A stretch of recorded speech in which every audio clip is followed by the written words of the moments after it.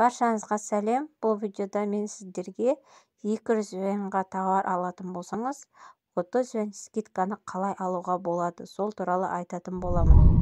Алдымен каналға тіркеліп, осы видеоға лайк басып, достарыңызбен бөлісуді ұмытпаңыз.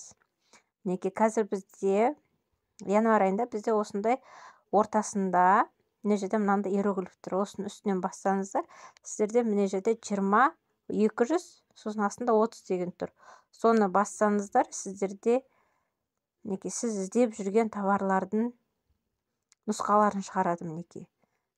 Егер 200 юаньға товар алсаңыз, 30 юань скидканың ішінде тұрған товарлар.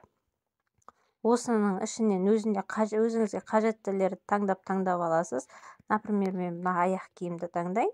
Оның алдында уже таңдап қойдым. Мысалы 34-ші размері и ақ түсі деп, иә. Мінекей көрдіңіздер ме? Сонда сіздердің астында тұрған корзинаға түседі. Барлық таңдаған товарларыңыз сол жерге түседі. Мінекей, осы корзинаны бассаңыздар, алдыңда таңдаған товарларыңыздың барлығы осы жерде тұрады. Сосын сізде, егер сіз таңдаған товар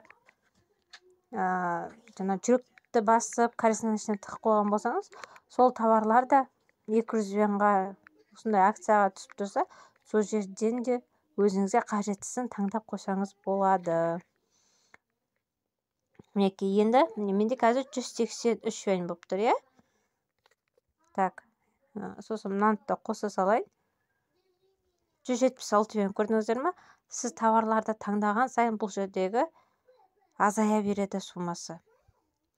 Енді осы қызылды басып қарасаңыздар, сіздерге қандай товар, қандай скидка, мысалы, мына жерде 67 юаньнан 57 юаньға скидка, 9-да 8 ғой, енді 9-да 8 юань сізге скидка жасап тұр.